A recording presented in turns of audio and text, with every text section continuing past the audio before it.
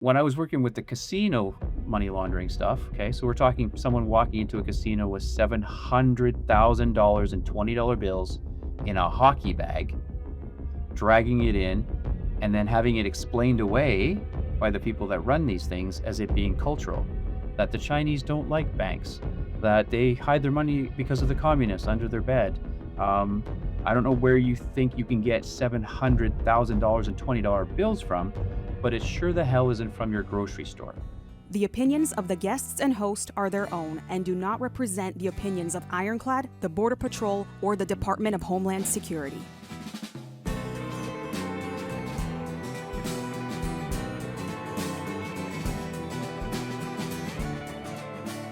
Welcome to Borderland Narcosis, an Ironclad original presented by Phorm. Go get your Phorm supplements at firstform.com/borderland. My next guest is Scott McGregor, who is a Canadian intelligence officer who continued on to write a book called The Mosaic Effect of How Chinese Communist Party Started a Hybrid War in America's Backyard. He shows up today to give us all the information he has and talks about his book. Fascinating conversation. Is something I think all of us should listen to. Scott, thank you for joining us on the show today. Please, if you don't mind, give a brief kind of bio and for your background for the audience. Certainly. So I'm a former military intelligence analyst and operator. So I spent 20 years in the military, did some deployments. I worked in Afghanistan. I was a diplomatic defense attaché in Bahrain at ComUS NavCent headquarters, which has been targeted by the Iranians recently. I left there and I went to the RCMP, where I started to develop an all-source intelligence team under operations, so federal serious organized crime. And I had DURLOF, which is direct liaison authority, to look at all the files between law enforcement sensitive to classified, and started to look at the convergences between transnational organized crime and national security, which had never been done before. And that's really the start of my foray into hybrid warfare. And from there, I left and I went to the provincial government in British Columbia, which we'll talk more about it extensively soon. And I worked as a senior intelligence officer for the Attorney General's office, gaming policy enforcement branch. So I wrote a kind of a big strategic paper that looked at transnational organized crime and the convergences with national security. And that kind of was a catalyst towards the public inquiry into money laundering. So we had this massive inquiry, and I'll probably touch on that when we're discussing some of the questions you have. I left there and I went to private sector, and I worked for a security company as head of intelligence for a few years there. And now I just started going back to school. So I did my master's in international business law, and now I'm doing a doctorate in business administration that is looking at hybrid warfare and how it impacts North America. Fascinating, man. Yeah, you're like me. I'm continuing to go to school all the time. You know, I've been curious about what the next step is. I'm currently in my doctorate for criminal justice, just trying to get to the next level of that. Mm-hmm. It is the space that I dabble in, right? What's fascinating is, like, on this show, we talk a lot about the cartels in Mexico. We have a few experts that bring us some of the information in Canada.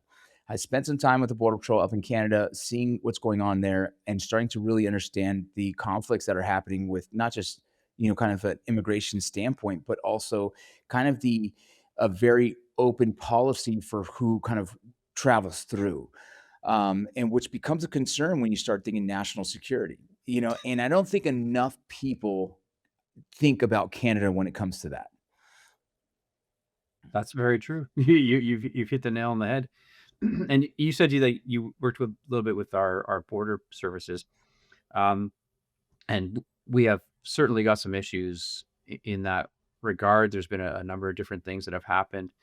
I'll tell you, one of the things is the fact that infiltration it is occurring within our services, not just CBSA, but within other ones, and you see some of it coming out in media as it gets released.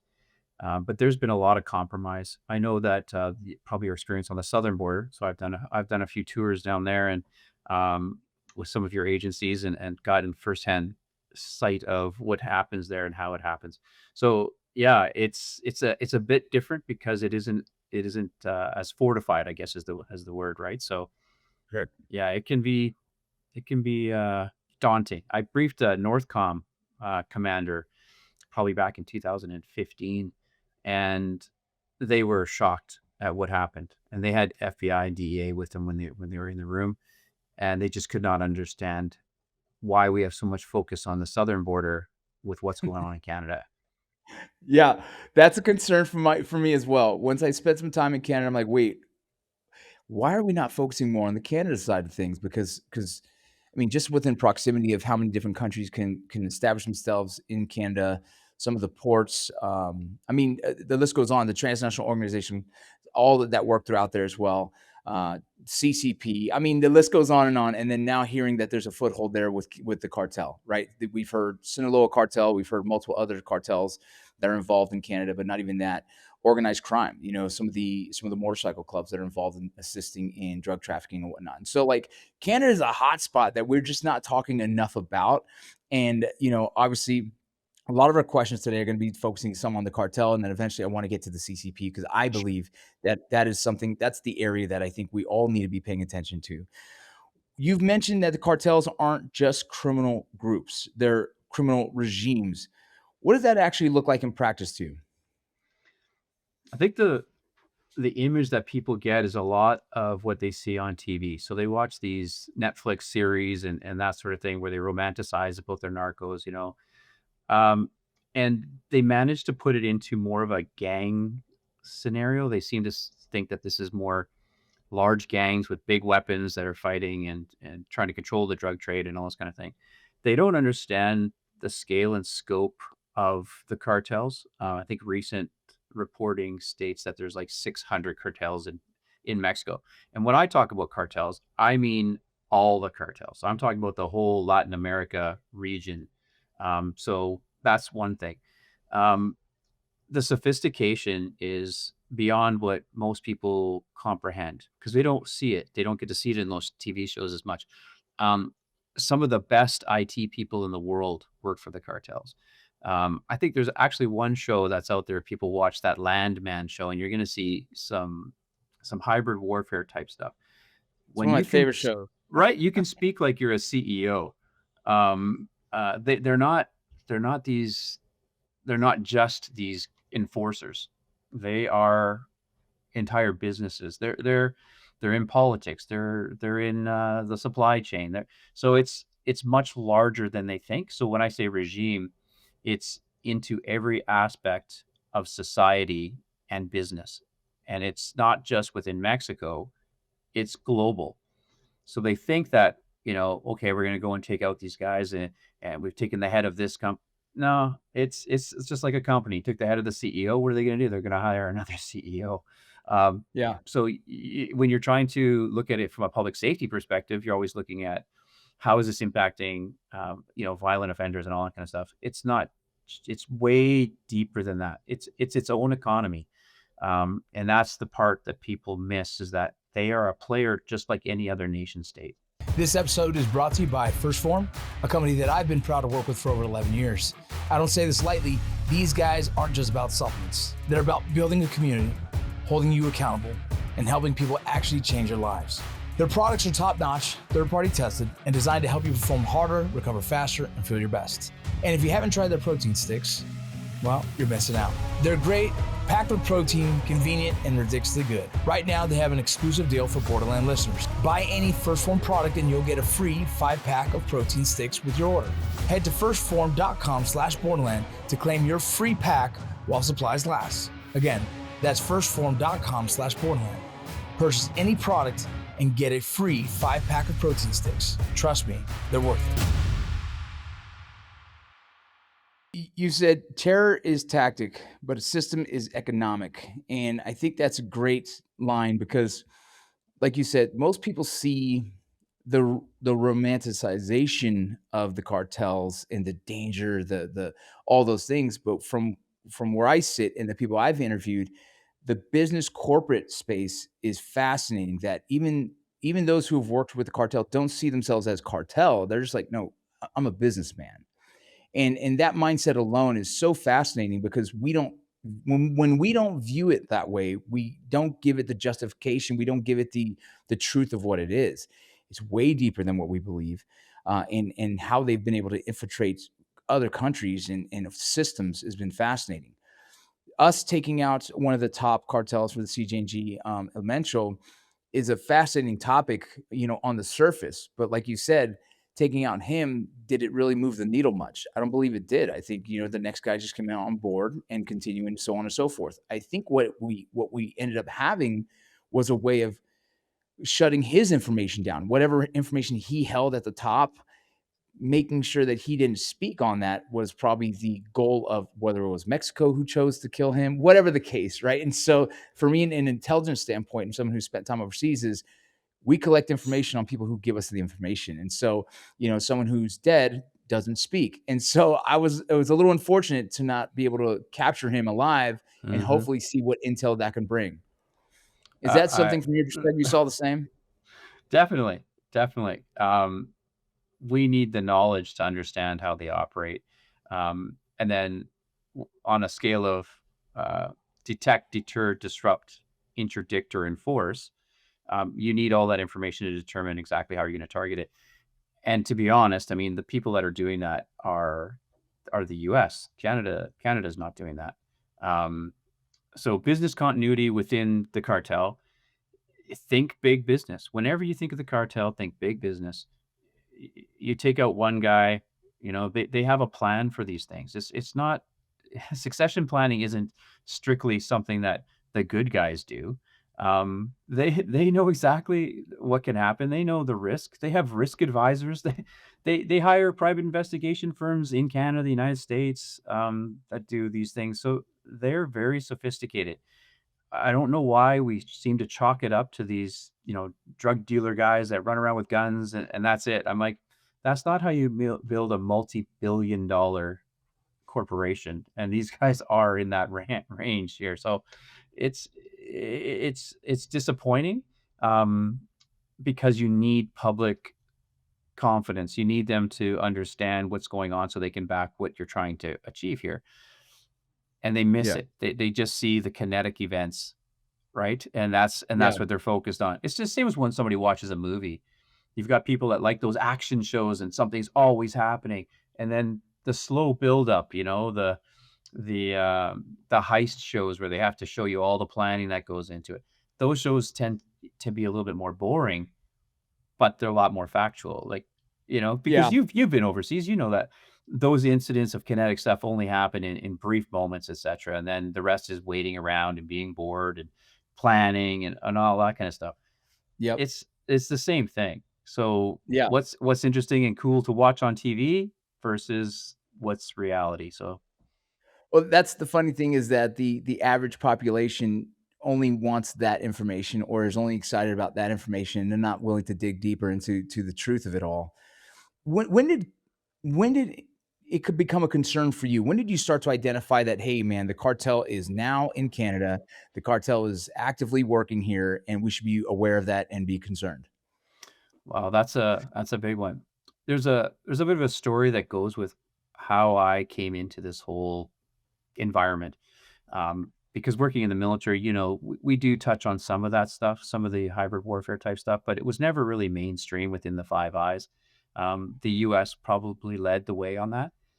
So while I was overseas, I managed to work on an operation with the DEA, the FBI, NCIS, etc., and it was to establish transnational narco-terrorism, which is what the big topic is nowadays. Because at the time, no one believed organized crime would work with terrorists because of the fact it bring too much heat, right? Now you're going to have military assets looking at you, not just law enforcement assets.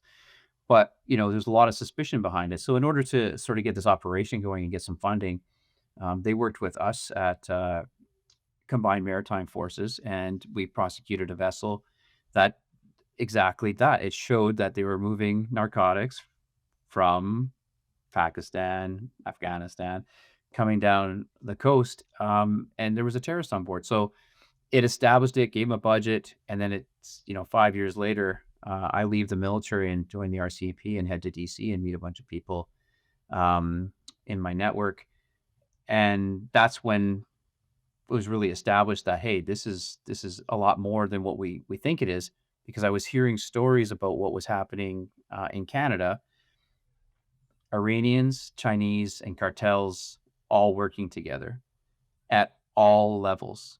So tactical, operational, strategic. So we had nation state sponsored activity combined with transnational organized crime. And I was just kind of floored that leaving the military, you're thinking a lot, especially in Canada, you think that it's all kind of under control. So as soon as they lifted the carpet and I got to see what was under there, oh my good God. Uh, they used to say that in Canada it was perforated, that we had crime that was perforating through, and by the time I left, it's saturated. And over time, that's exactly what we've seen. Every single entity that we find is connected to the other entities. So, my statement is Canada's at war and it just doesn't know it. And I have been saying that for a very long time. So the cartel piece is key to it because Canada is now a source country for fentanyl. So so that's kind of a big deal because everybody seems to think Canada is this nice place where people go to vacation in the mountains or something. It's cold up here, but they have no idea of the level of criminality combined with national security threats. I hate to say it, but President Trump basically called it out and caused a real stir in Canada where they had to take a look at themselves. Canadians have egos that they think that we are much more than we are, that we are much more capable than we are. And that is a little bit scary in the sense that when you actually know the numbers of people that we have trying to do these things, so our capability, it's very, very low. Our postal service has more members than our military. The New York Police Department has more members than our military. So it's frustrating when people are saying, oh, we're going to do this, that, and the other thing. And a lot of knee-jerk reactions from our government, which don't get followed through on because we know the people that are in the know that there is no capability to do those things. And Yeah. so it's a little bit of political angling. I'll give your reader or listeners one more thing. In Canada, all of our agencies are political. They're sub-ministries of the Ministry of Public Safety, which is anybody government wants to put in place. He's not necessarily, trained for that job at all. So these people all have to go through public safety to get approval for anything. So that's our intelligence agency, which is domestic. It's not an international intelligence agency. CBSA and the federal police, all of them are sub-ministries. So when information gets pumped to Ottawa, to the headquarters, everything goes through this narrow head and it gets kind of blocked because that's when the politics starts to play in. So what is good for the governing party is generally how we start to align what we're going to recognize as threats. That's interesting because it actually leads me to my next question. When you look at Mexico and the conversation is that the political parties are heavily involved with the cartel, whether in support of, in some way, shape, or form, like under the table. Obviously, it's not directly public, but we all know there's some kind of involvement with the cartel and who is being picked or allowed to be the president and whatnot. And so there's questions whether how much President Sheinbaum is involved with cartel, whether it's just kind of turning a blind eye to it, or was she financially backed, right? So many people died just trying to become the president. There you go. Is that the same in Canada? Do you believe that there's an infiltration of some sort or some kind of coercion with some of these government organizations and the Canadian government? Well, that's a very pointed question. Given that I'm a Canadian in Canada. So you mentioned my book, which is basically how the CCP started a hybrid war in America's backyard.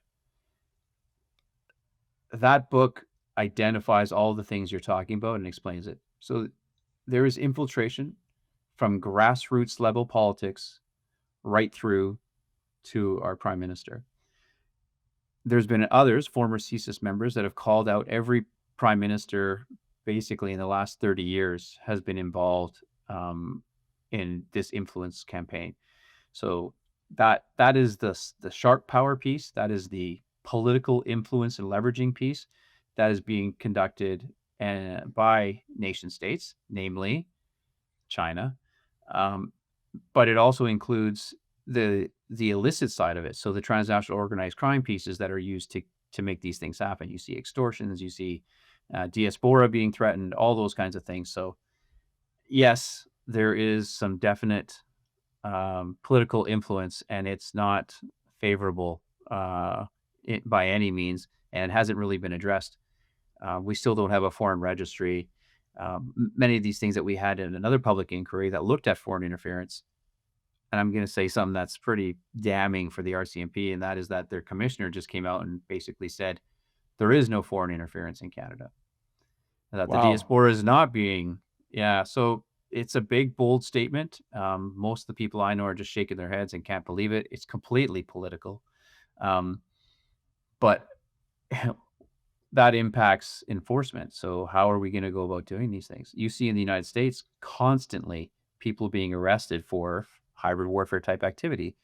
A number of Chinese lately that are trying to undermine, government agencies, etc. In Canada, we don't see a single one. None. No one. Can you, for the audience, give a better definition of what hybrid warfare is?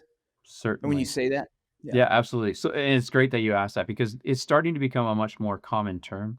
If you go in Google Scholar and search it up, you're going to find a couple thousand academic papers now written on the topic. I tried to introduce this way back in about 2016, and the concept of how this works. So you have soft power, sharp power, and transnational organized crime. Basically, this is the really basic view of it. Soft power is going to be your economic subversion piece. So that's getting into all the corporations and agencies, et cetera, to undermine and also to try to take control of things. Then you have the sharp power, which is the political influence side, and then the transnational organized crime. They all work together.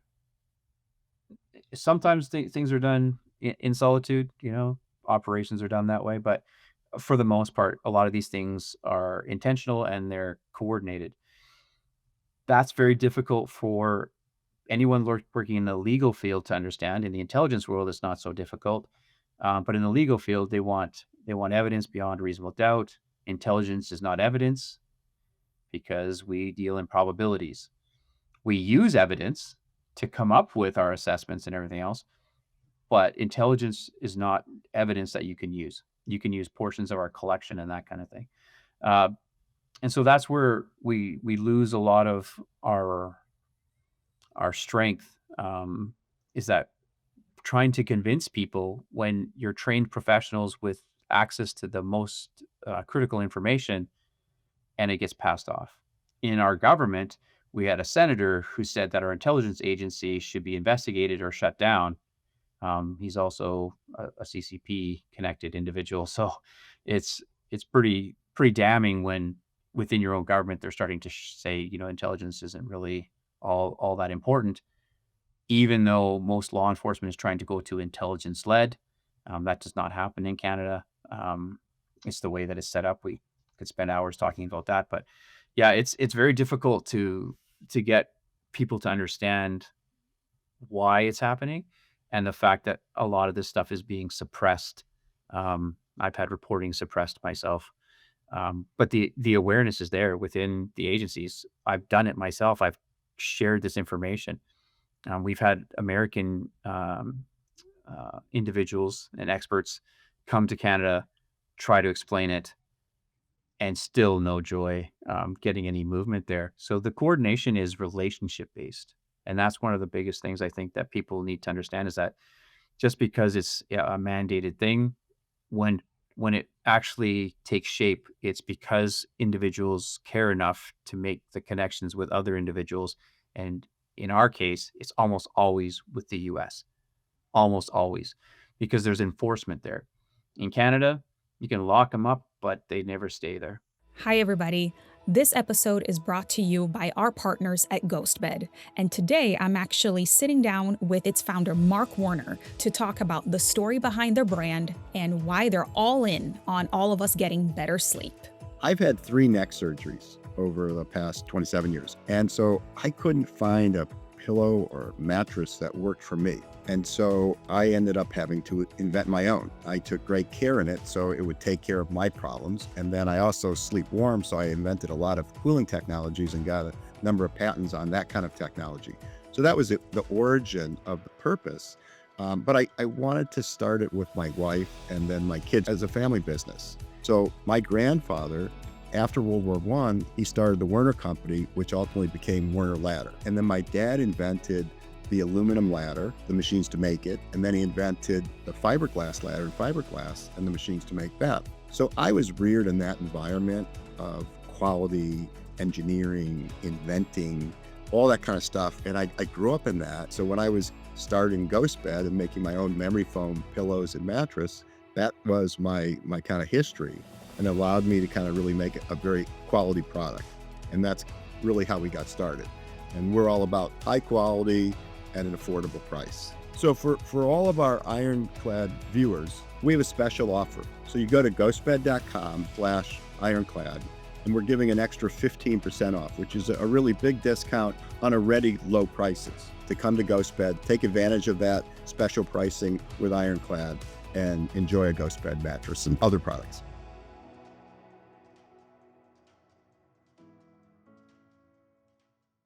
I think more people need to really start understanding what's going on in Canada, and I guess just because I have personal experience with it, I've seen it for a while and I've been concerned about it, and so I'm excited about this conversation. Mhm. You said that the cartel, they operate in the white, gray, and black markets. What's that actually look like in the country of Canada right now? Oh my gosh. Um, well, in the white market, it's almost where you're completely insulated, right? So black market, totally illicit, narcotics trafficking, extortion, anything that you would deem as a criminal activity.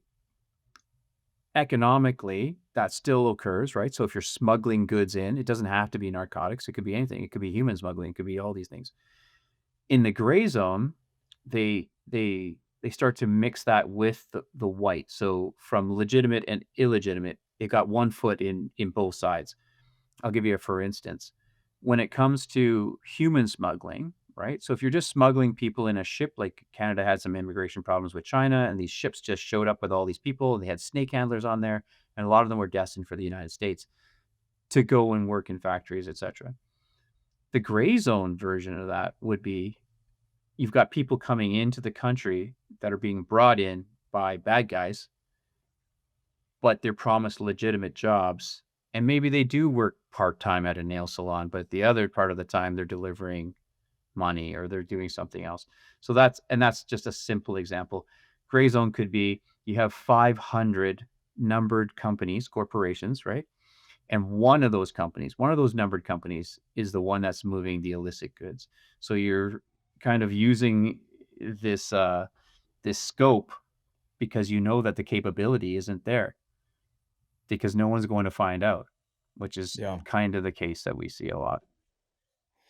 Yeah.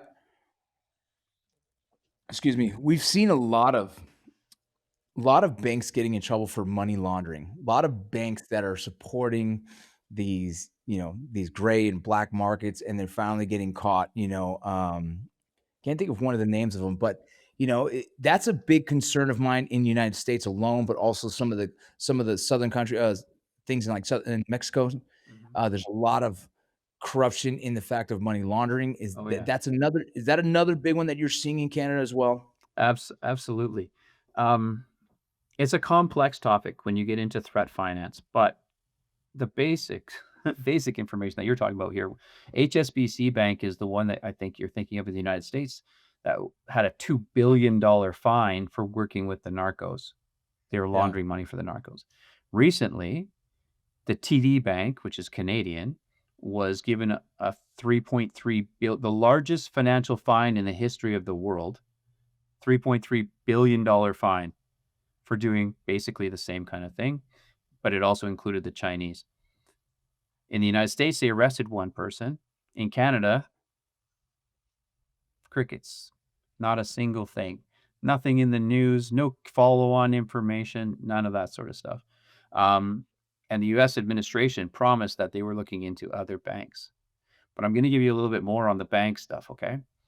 So when I was working with the casino money laundering stuff, okay, so we're talking someone walking into a casino with $700,000 in $20 bills in a hockey bag, dragging it in, and then having it explained away by the people that run these things as it being cultural, that the Chinese don't like banks, that they hide their money because of the communists under their bed. Um, I don't know where you think you can get $700,000 in $20 bills from, but it sure the hell isn't from your grocery store. So we had these issues. Now, consider this. The largest bank in the world is Chinese. The Industrial Commercial Bank of China, ICBC Bank. So of course they use banks. The largest credit card company in the world, right, is Chinese as well, UnionPay. It's bigger than Visa and MasterCard card combined. So they definitely use these things. So it was being passed off as cultural when it wasn't. Now, I'm going to associate that to the fact that the cartel's involvement can be traced back to a case using encrypted phones. And this ties into the head of our federal police intelligence, who's in prison right now for connecting to that guy. So in those casinos, there was a money service business. The money service business took cartel money and everybody else's money and used those phones, which was 3 doors down from their office. So, but in Canada, there's no connection. So yeah, there's definitely a lot going on. And those banks were identified in all those files. They're connected to it. They use banks and money service businesses constantly. And there's been no crackdown. In Canada, we had a money laundering inquiry. Guess how many money laundering files that have been prosecuted of scope, of scale? None. 0. Not a one. So Is that not a concern? I mean, I don't know how people don't see that as a massive concern. Every one of these organizations have to find a way to get their money back or pay people, and this is how it's done. well, take it a step further. So I come out of being an intelligence person basically and start to become public. And every single person I know that has spoken up, from reporters to academics to anyone else, have all got lawsuits against us. Every single one of us. And a lot of them have been pushed out of mainstream media. Yeah, I think you've had Sam Cooper on here, who Yes. worked in mainstream media. And he followed a lot of what the files that we were working on, et cetera, from the journalistic perspective, right? So digging in and trying to find out more. Yeah, he's great. Yeah, and it's almost helpful because we can't talk about certain things if they're classified unless they're already in the public domain, and then you can only speak to them in that sense. You can't give all that extra information behind it. But to see the comprehension that's going into these things and trying to help the public understand how far gone we are. One Chinese dissident that I know said that Canada is a vassal state of China right now. And that is pretty damn accurate, to be honest with you. So, when we can't even get word out to change we have changed sentiment. People are more aware, but nowhere near the level that needs to happen. We need US media to actually impact our country, because Canadian media will not touch it. There hasn't been any stories lately in Canada. You won't read any. And then we can't even share it on social media because it's blocked by our government. So Wow. we have to take a screenshot of a news article somewhere and then put it on there. We can't just share the article. So the suppression is real. And to what end? I can speculate. That's a scary space to be. What we do at Ironclad doesn't happen by accident. It exists because a small number of brands choose to stand behind us. These are brands that believe in the same things we do: craftsmanship, independence, and building something real that lasts. Norwood Sawmills is one of those brands. They believe in the people behind the network, the builders, the landowners, the doers, and the craftsmen who value control over their work and pride in how it's done. That alignment matters to us, and it's why we're proud to stand with them. Norwood Sawmills designs portable sawmills that give you the ability to make your own lumber on your land, on your timeline, without sacrificing quality or performance. For over 30 years, they've been building equipment that's engineered to last and designed to grow with you. Whether you're a serious DIY builder or a professional sawyer, if you care about quality, if you care about independence, and if you're considering investing in your land, your projects, your long-term capability, Norwood is worth your time. We encourage you to support the brands that support this network. To learn more, explore their portable sawmills and talk directly to their team at norwoodsawmills.com.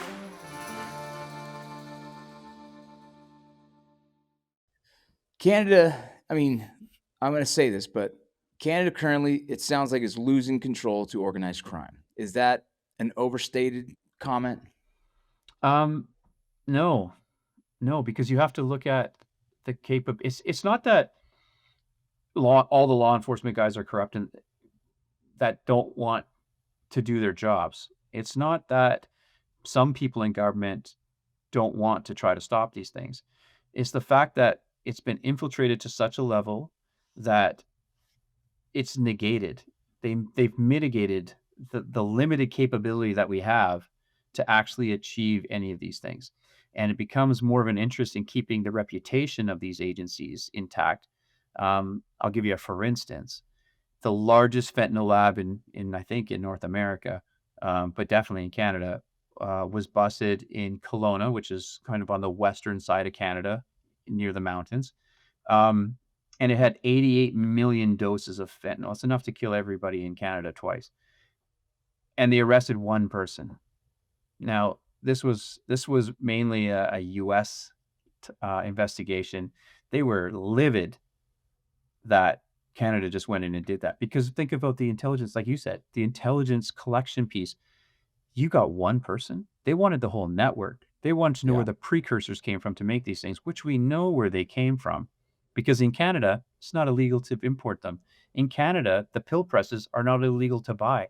There's people that are selling like pill presses in the dozens. So it's very disheartening when you're trying to keep public opinion up because, look, we got a big bust. We're doing something about this. But no one looks deeper and goes, really? You arrested one guy. Like, that's not helpful. You need to get the whole network. Excuse me, I'm sorry. Go Yes. ahead. No. Do you believe that there's more fentanyl currently being produced in Canada than Mexico? That's a strong question. I think there would have to be more investigation, because I'm not on the inside anymore. I'm not privy to a lot of those statistics, but I'll tell you this, that the Canadian capability for collecting that information relies on the US capability. We have limited, it would be human. And even then that's limited, because we only have such like a small capability there. In the States, you have entire agencies devoted to doing just those things. So there's a reason the US administration has identified Canada as a threat for exactly that. It's not just willy-nilly they said that just to upset us or to hurt our feelings. We've been trying to do this for a number of years. We've had the DEA come in and brief us and explain what's going on and how they just change one molecule so then it's not a restricted.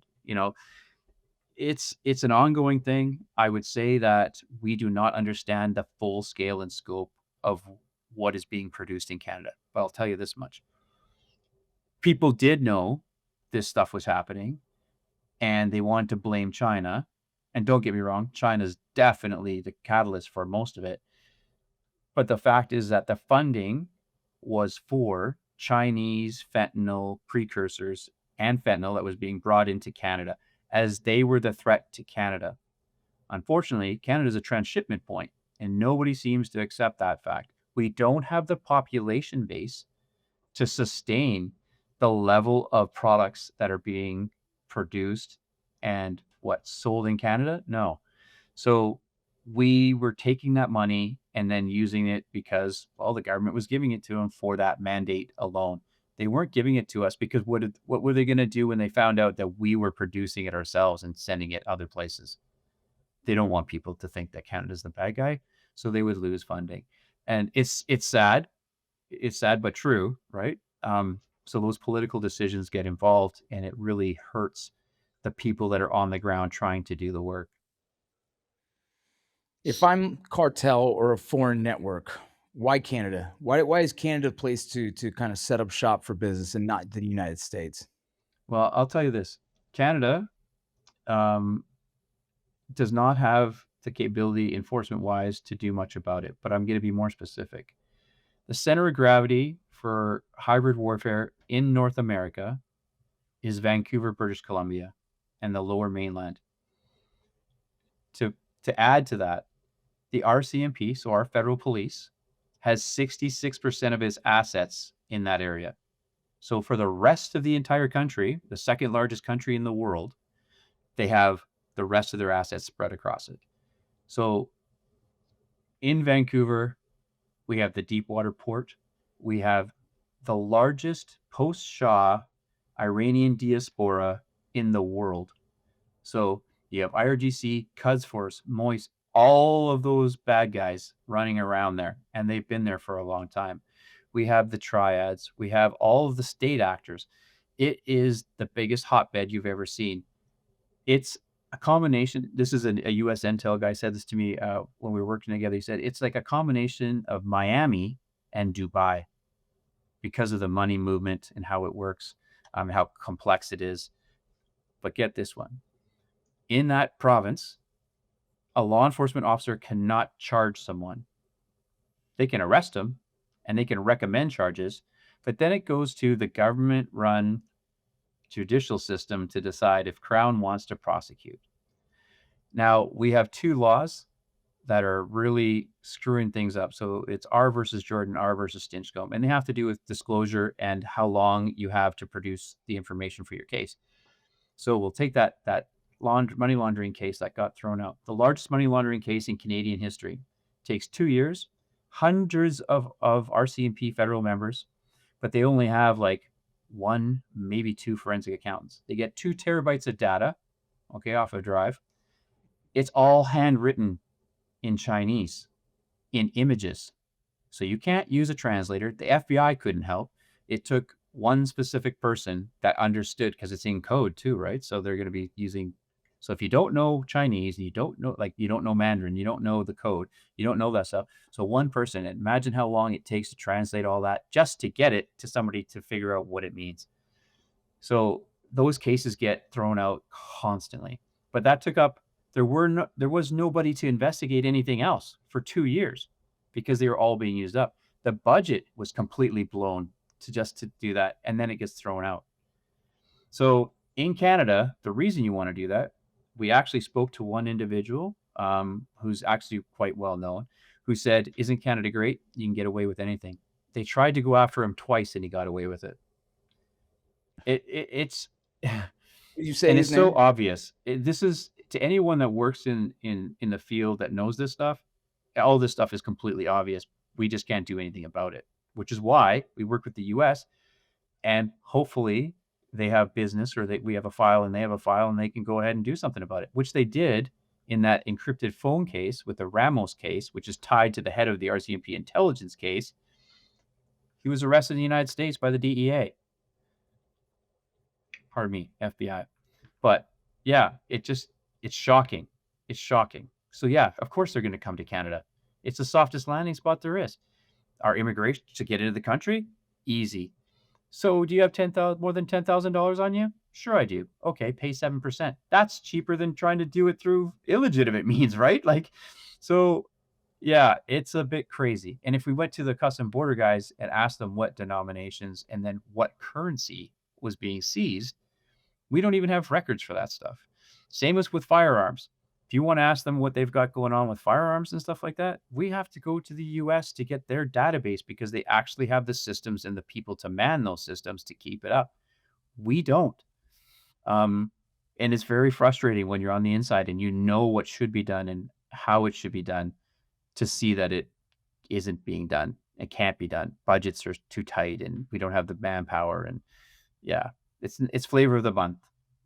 Whatever's the topic, it's very whack-a-mole. We've got one incident. Let's deal with that. So when you mention systemic, how do you deal with systemic when all you can do is try to keep up with the whack-a-mole everywhere? You can't. Yeah. And was that by design? That's a good question. Yeah.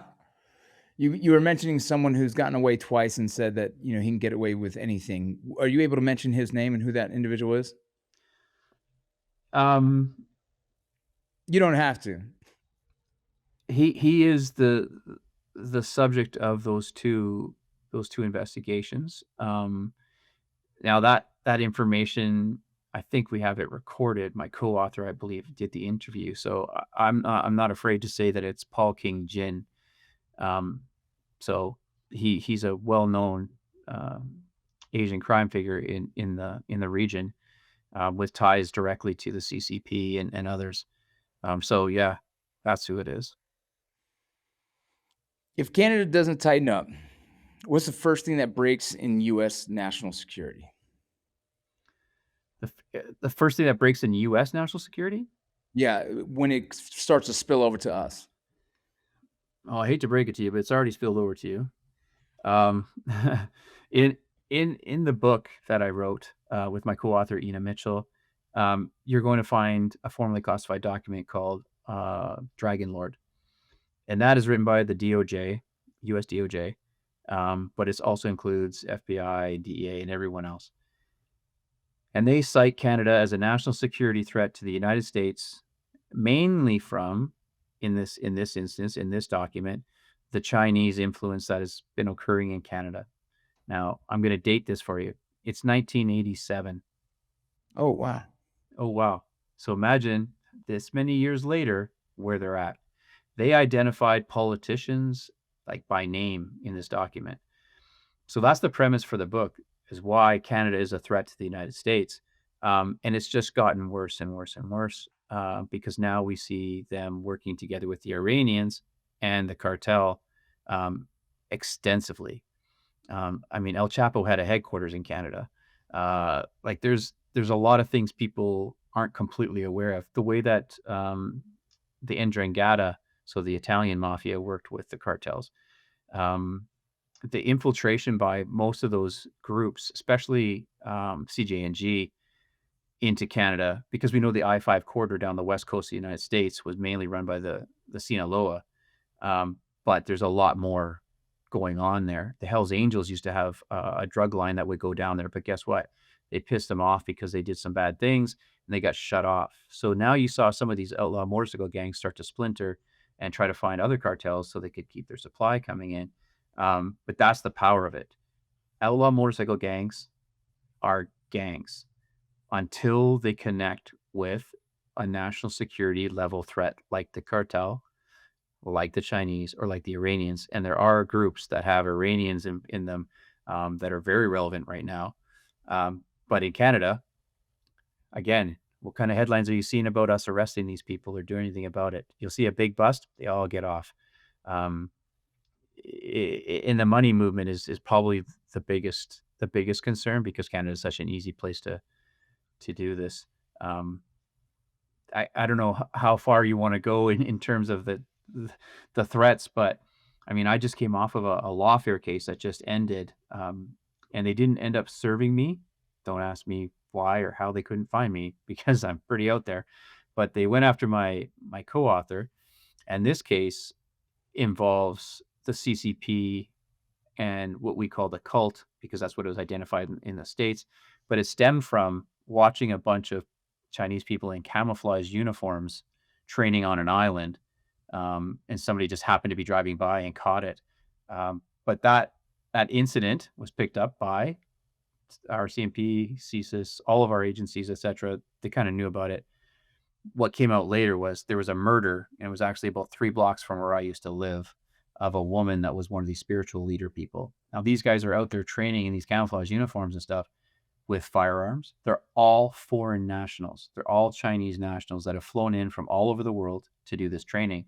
And they started doing other training, like learning how to fly planes, going to a a gym, a martial arts gym. Guess who owned that gym? Paul King Jin.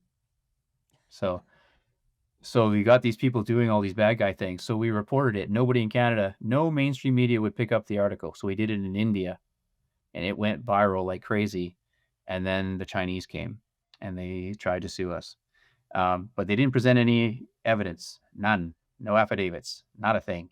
And this ties into mining in the Arctic, all kinds of stuff, direct connections to the consulate, the Chinese consulate. It's a massive thing. There's a book going to be coming about it, that we've got working on. Now that we're free from the lawsuit, we can start to speak about it a bit more. But some of the imagery that you'll get to see, boots on the ground in Canada, and nothing, and so Canada's going through some stuff. We just had our military do an exercise pretending that the United States was invading us. Yeah, I know. Which after you understand the scope of what we have to defend ourselves is hilarious. Um, it's just shocking to me. Our greatest neighbor, we're in NORAD together. We conduct operations constantly overseas. We have people embedded in communist NAVCENT right now that are getting bombed, but we live with the U.S. Like, uh, it's shocking to me. It's shocking to me the stance that Canada's taking, thinking that we are adversaries in some way. In your book, The Mosaic Effect of How Chinese Communist Party Started a Hybrid War in America's Backyard, what made you want to write that book? What was it that initially was like, you know what, we have to tell this story? Wow, no one's ever asked me that. The inspiration piece behind it. Um, when you serve your country and you sign that dotted line and you're ready to lay down your life for your country, you have a certain patriotism where you feel like you owe the people that you love, and the rest of the country a debt, and it just stays with you. So seeing the things that I saw, both information wise and otherwise, and started to put these things together, it is demoralizing to know that your efforts are being basically just shut down. And you'd like to think that that's naivete, willful blindness at one point, maybe. But then you start to see that there's intent behind it, and you start to see the infiltration into the people that are making those decisions. And that became very frustrating. Um, Now, I wasn't really wanting to do this. I honest because there's so much that goes with it, because you have so much information in your head that's classified that you're scared to death that you're going to say the wrong thing and it could mess up some operation, it could impact other people, etc. Not to mention the fact that you could be breaking the law. So I was concerned about that sort of stuff. But my co-author really had done so much work and worked so hard, and I'd seen these agencies trying to do stuff, all the people that are working on it. And I just felt, if we don't do it, if not me, then who? If I'm not the one to come out and try to do this, and really in Canada, I am the only one. You've got reporters and you've got other people. You don't have any intelligence people that worked on these files, in Canada or overseas. So I thought, we need to put some credence to this. That's where I think some of the credibility comes. The book was meant to be a story. It was twice as long as it is, but because we had to go through legal vetting 3 times, it's 52 pages of references. So it reads more like a reference book that you can look at and cite and look for names of people and entities and everything else. Jamestown just came out with a report that's rocking the world. Most of that's already in the book. In Canada, we had some people that were speaking out about this sort of stuff that were involved. So they talked about these 8 individuals that were connected to the CCP. That information's in the book and was for 2 years prior to anybody even bringing it up. So creating awareness has been so difficult. I've been doing this for a decade now, trying to bring awareness both inside and outside of the government. And to what end? Now we're at odds with the United States, who I said is basically the sole reason we know as much as we do on the high side, but also the ones that are doing the enforcement. Like, which part of it don't we get? And then we see Trump come out and say, "Hey, Canada's a problem," and anybody that's in the know is like, "Oh, finally!" And guess what? That got so much traction. 10 years I've been doing this, and he does it in one tweet, and suddenly we have a fentanyl czar, a border czar. We're going to spend money on all these things. We're going to do all this stuff. Now, sadly, we all knew that that was knee-jerk reactions just to appease the Americans, because what did they do? They hired a Black Hawk with an American pilot being maintained by the Americans to patrol the border. It was hilarious to me. I'm like, that's because we don't own any. So, you know, it's just funny. I, Yeah. when Trump mentioned that, it was Oh, they were yeah. offended. Oh, what are you talking? Yeah, now Trump's saying we have a problem, and I Yeah. thought that was hilarious because the Canadian people, for some reason, are disconnected from that reality that I've been able to see personally. That's right. And that was a shock. It was a shock to me to see how it, instead of saying, "Oh, we have a problem, let's look into it," it was the opposite. It was like, "Oh, it's just Trump doing what Trump does and talking down to other people." And that was an amazing thing to watch. All the people wanted, all the people working in this stuff were ecstatic, because finally we felt like somebody's give Canada the push to start doing the right thing. And then what did we end up happening? They did this knee jerk stuff, and it's been years now, and they haven't. I mean, I think the ambassador to DC there, she came out and said zero point zero 0.01 or 0.1% of fentanyl comes from Canada into the United States and stuff. And I was just like, you're because they're going by seizures, right? And if you Yeah. don't have a capability to seize it, or to even know about it, how would you know? And then where do we get all that information from? It isn't our people figuring this all out. It's the Americans. And don't get me wrong, because I'm a Five Eyes guy. We do get information from the other partners, heads up on certain things. But the vast majority of information is going to be from the people with the most assets globally, the highest technology, most robust agencies. And you guys have your issues. We all have our issues. You guys don't always like to share because there's budgeting and stuff like that that goes into these agencies and stuff. But at the end of the day, when you get bad guys, you put them away. And that's difficult, because in Canada, you got people working so hard on some of this stuff. And I'm going to say, at the time that I was there, it's all about timing. I hit it right with people that supported me, that wanted to know more, that needed to be validated because they were saying things and being called conspiracy theorists. And they're out of their mind, and this is all blown up. And I still get that to this day. People try to do those things. But when you walk into a room and you drop down 500 pages of classified documents and say, "Here's all the connections to all the files you have sitting in your drawers right now," jaws drop and they just shut right up. But nothing gets done. So when those people leave, and we've all left, you're left with people that are wanting to do the minimal, play the role, or take credit for the work that you'd already done. It doesn't matter. I just wanted it to continue so that people would go after it. And the people right on the ground are trying to do the right thing. I've got junior guys calling all the time to say, "Hey, can we talk about this?" I'm like, your bosses at the top aren't going to allow this to go anywhere, because we've already told them. They already know. So you're not going to change anything, unfortunately. So the Yeah. leverage has to come, and it has. Like you said, with that single tweet, it started to stir up some things. We have division in Canada now. People that hate Trump. I don't care about who the individual is. It doesn't matter. I call it the U.S. administration, because it's not just one person. People make decisions based on their advisors and everything else, that all the information they have available. So that's kind of the issue, is that people are emotional. We have a huge ego, and the awareness about what's actually happening and the level of compromise within our country, no one either wants to accept, or they just don't know. Have you had any backlash from being so public in your voice with this? Has the government kind of came to you? Have you had any death threats at all? Um, I don't generally talk about this stuff, but Yeah. there's definitely there's definitely pushback.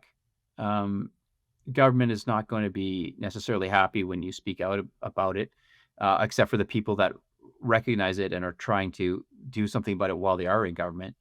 Um, so on the criminal side, I've changed my tune a lot and become much more strategic. So in the early days, really wanted to identify specific threats, which was not a smart thing, because once you're on the outside, you don't have the same level of protections, etc. So that's scary. But I'll tell you, I had one of my bosses um, who worked for city police for 35 years. His father was chief of police. His father's father was chief of police. He started SWAT in Vancouver. Um, we would come back from work, and this is working in the gaming and casino side of things. And we're parked in the underground, and we get down to the bottom, and he'd say, "Okay, you go first." Because the level of concern it took 2 years to get him to understand what's going on. As soon as he got to see it and talk to the people that and the networks and everything else, because I was bringing in OFAC and, military assets that are working on transnational threats, etc. When you get to see and hear from other people that recognize what's going on in your city, that threat becomes very, very real. I have another ex-boss who had to have cops out front of his house because, yeah, he had very serious concerns that there was going to be some bad guys coming by. So we have genuine concerns. Canada has put away some of its own police officers, so its own experts, its own people that are supposed to be fighting this stuff. So on both sides, you have it. You have government that's concerned because they want to control the narrative.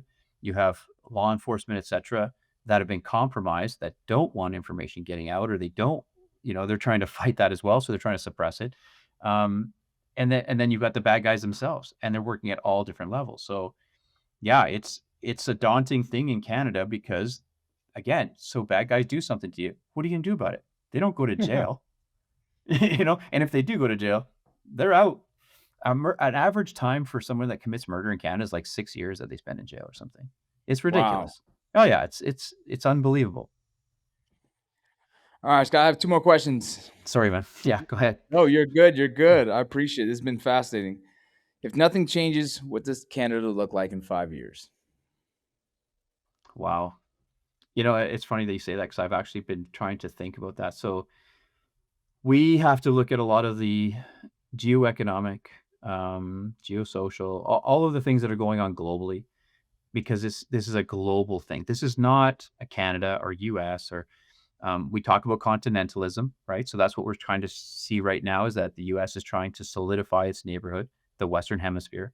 And I've said this for years. That's how we need to approach these things. The Arctic is a huge one right now. In 5 years, if Canada specifically does not wake up and understand where they fit into the defense and security of that hemisphere, we're going to continue down this path. Canada just signed a strategic alliance with China. Now think about this one. Canada is sending billions and billions of dollars and all of the resources we have in our military, all of our assets and stuff, to Ukraine. Who is helping Russia fight the Ukrainians? China. So we just went into business with the people. Like, it doesn't make any sense. So we're going to continue down that road. Our government's compromised. Our agencies are compromised. The level of criminality is saturated our country. Canada has more natural resources than almost any country in the world. We have the majority of fresh water in the world. We have all of these things. We have the third largest oil reserve in the world. And yet people can't afford housing. We can't afford food. Food prices have gone skyrocketing. We're taxed beyond anything in the G20. So it's going to continue, and it's going to get worse. And you're seeing division. So the province that I live in wants to separate from Canada. They want to be their own entity. They want to leave Confederation because of the way things are going, and nothing is being done about it. Now, take that with a grain of salt, because the second largest trading partner of that province is China. So no matter where you go, the compromise is there. It's throughout government. It's always going to be an issue until we have a kinetic event. So if something happens in Taiwan, or something happens in the Arctic and Canada is forced to act, they're going to have to pick sides. And I've been saying this for a long time. We should have picked sides already. I didn't even think there was a choice that you had to pick sides. I meant more about the population waking up and saying, hey, these guys are bad guys. We need to do something about it. Until we get to that point, then what are you going to do? If something goes kinetic and we end up in a global conflict, we are saturated with these things. We have the Chinese. What are you going to do with them? Put them in internment camps? They own a lot of the corporations. Are you going to nationalize those things? So what is the strategy that Canada has? And I don't see one. So you've done this. Your contingency planning. Like that's what you do. You plan for all these things that could possibly happen. Unfortunately, that's not what's going to happen. We don't have the capabilities. We don't have the means. So the only way to do this is to work with our alliance. So one way or another, it's going to happen. Canada does work with the United States right now, and Canadians don't recognize it because their government is telling them one thing and doing another.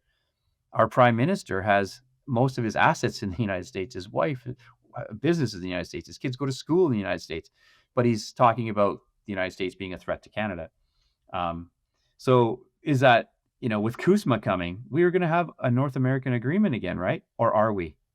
And the leveraging is taking place. And I'd say right now, Canada is sorely lacking because what are they going to do if the U.S. says no go?